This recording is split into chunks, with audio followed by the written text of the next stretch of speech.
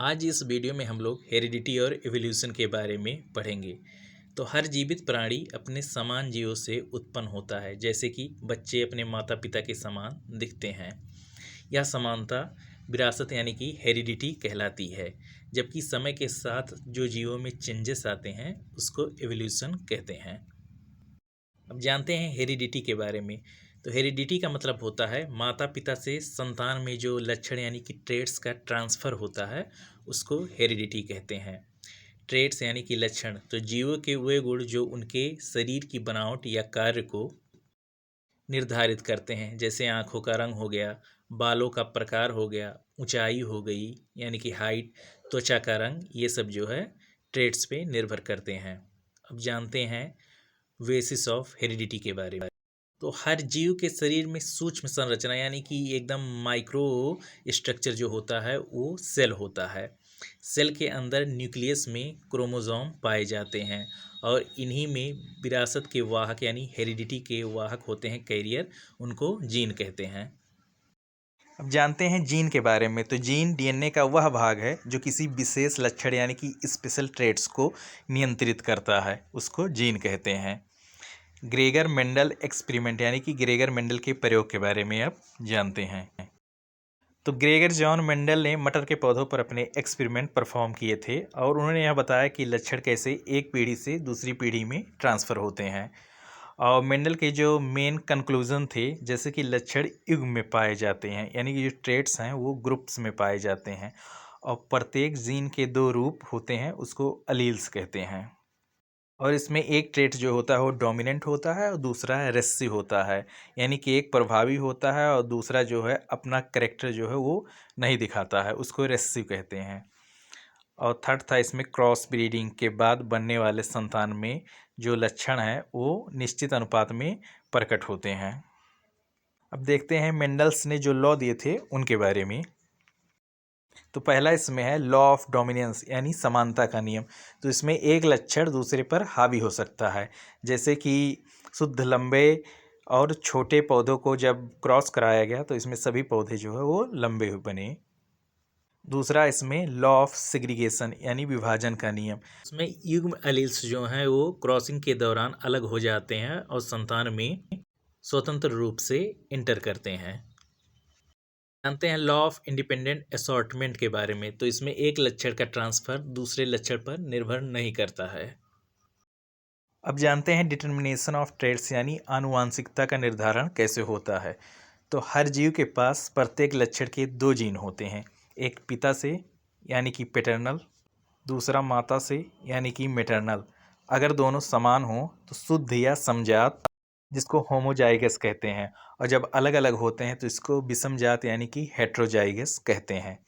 अब जानते हैं जीनोटाइप और फिनोटाइप के बारे में। तो जीनोटाइप ये जीन की इंटरनल स्ट्रक्चर होता है यानी कि आंतरिक संरचना, और फिनोटाइप जो लक्षण दिखाई देते हैं जैसे हाइट हो गया, कलर हो गया, ये सब फिनोटाइप में आते हैं। अब जानते हैं सेक्स डिटर्मिनेशन के बारे में यानी लिंग निर्धारण कैसे होता है। तो मनुष्यों में 23 पेयर्स ऑफ क्रोमोसोम होते हैं, इसमें से जो 22 पेयर होते हैं वो ऑटोसोम्स होते हैं और इसमें एक पेयर जो है वो सेक्स क्रोमोसोम होता है। तो महिलाओं में ये एक्स एक्स रूप में होते हैं और पुरुषों में एक्स वाई रूप में होते हैं। जो संतान का लिंग होता है वो पिता द्वारा निर्धारित होता है, क्योंकि वह एक्स या वाई क्रोमोसोम दे सकता है। अब जानते हैं इवोल्यूशन के बारे में। इवोल्यूशन की परिभाषा है समय के साथ जीवों में आने वाले आनुवंशिक परिवर्तन जिससे नए जीव समूह बनते हैं, उनको इवोल्यूशन कहते हैं। यानी समय के साथ जो चेंजेस होते हैं जीवों में उसी को इवोल्यूशन कहते हैं। अब देखते हैं डार्विन थ्योरी ऑफ इवोल्यूशन यानी चार्ल्स डार्विन का जो सिद्धांत था उसके बारे में। तो चार्ल्स डार्विन ने अपनी पुस्तक ओरिजिन ऑफ स्पीसीज जो 1859 में प्रकाशित हुई थी में उत्क्रांति यानी कि इवोल्यूशन का सिद्धांत दिया था। इसकी मुख्य बातें थीं, जीवों में हल्का फुल्का अंतर होता है तो इसको वेरिएशन कहते हैं। जो जीव अपने पर्यावरण के अनुसार अनुकूल होते हैं वही जीवित रहते हैं, इसको नेचुरल सिलेक्शन कहते हैं यानी प्राकृतिक चयन कहते हैं। धीरे धीरे ये परिवर्तन नई प्रजातियां बनाते हैं। जानते हैं एविडेंसेस के बारे में जो एवोल्यूशन को सिद्ध करते हैं। तो फॉसिल एविडेंस, पुराने जीवों के जो अवशेष मिट्टी की परतों में पाए जाते हैं, इनसे जीवों के विकास क्रम का पता चलता है। मॉर्फोलॉजिकल एविडेंस, यानी कि आकृति संबंधी जो साक्ष्य हैं उसके बारे में। तो इसमें समान संरचना वाले अंग जैसे कि मानव का हाथ, पंछियों का पंख, घोड़े का पैर आदि, और इन्हें जो है होमोलोगस ऑर्गन कहते हैं। अब जानते हैं एनालोगस ऑर्गन के बारे में। तो इसमें कार्य समान लेकिन जो स्ट्रक्चर होता है वो अलग होता है, जैसे पंछी का पंख और कीट का पंख, ये एनालोगस ऑर्गन्स हैं।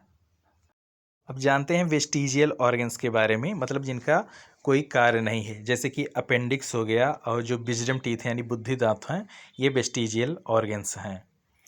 अब देखते हैं ह्यूमन इवोल्यूशन के बारे में। मनुष्यों का विकास लाखों वर्षों में हुआ है और प्रारंभिक जो मानव हैं वो अफ्रीका में विकसित हुए, वहाँ से पूरी दुनिया में फैले। तो इवोल्यूशन के कुछ इसमें चरण हैं, जैसे पहले हुआ एस्ट्रेलोपिथेकस का उदय, उसके बाद होमो हैबिलिस, उसके बाद फिर होमो इरेक्टस आए और लास्ट में होमो सेपियंस, यानी जो आधुनिक मानव हैं उनको होमो सेपियंस कहते हैं। अब इस चैप्टर की समरी थोड़ा सा देखते हैं। तो इसमें विरासत का आधार जो है वो जीन है, और मेंडल ने विरासत के 3 प्रमुख नियम बताए हैं। जो सेक्स डिटर्मिनेशन होता है वो एक्स और वाई क्रोमोसोम के द्वारा होता है। इवोल्यूशन एक धीरे धीरे होने वाली ये प्रोसेस है। और डार्विन ने नेचुरल सिलेक्शन यानी प्राकृतिक चयन का सिद्धांत दिया। जीवाश्म और समानांग अंग इवोल्यूशन के प्रमाण हैं। जानते हैं इंपॉर्टेंट टर्म्स के बारे में, जैसे कि जीन, तो डीएनए का भाग जो ट्रेट्स नियंत्रित करता है यानी लक्षण को नियंत्रित करता है उसको जीन कहते हैं। क्रोमोसोम, तो जीन वहन करने वाली संरचना, ये क्रोमोसोम होती है। तो हेरिडिटी का मतलब होता है माता पिता से संतान में जो लक्षण ट्रांसफ़र होते हैं उसको हेरिडिटी कहते हैं।